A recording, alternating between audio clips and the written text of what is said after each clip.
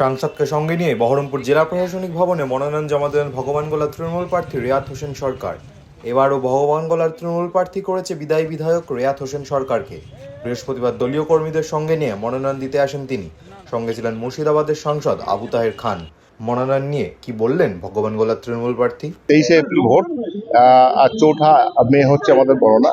তো 23 এপ্রিল আমাদের সমস্ত কর্মীরা অলরেডি মাঠে নেমে আছে এবং আগামী দিনে ঠিক আছে যে আমাদের পথ এবং মত সবই এক আছে এবং আমরা আগামী দিনে আবারও সরকার করতে চলেছি 14বারের মতো, এবং ভগবানগোলা সিট আমাদের যেটা গোটা মুর্শিদাবাদে সব কটা সিটি আমরা দিচ্ছি।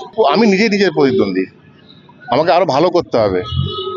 উন্নয়ন থেকে শুরু করে যে আছে আর কি, আমার যে সমস্ত কাজ এখনো অসমাপ্ত আছে সেই কাজগুলো কমপ্লিট করতে হবে। প্লাস হচ্ছে গিয়ে লিডের যে ব্যাপারটা বলছেন সেটা আমি সেটাকে ছাপিয়ে দিতে চাই। মনমোহিনী হেলথ কেয়ার, স্বাস্থ্য সেবায় অটুট শ্রেষ্ঠত্বের শিরোপা।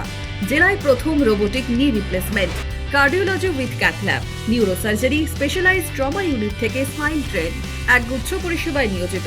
Manmohini health care, quality care with personal touch, Baharampur শিল্পতালু।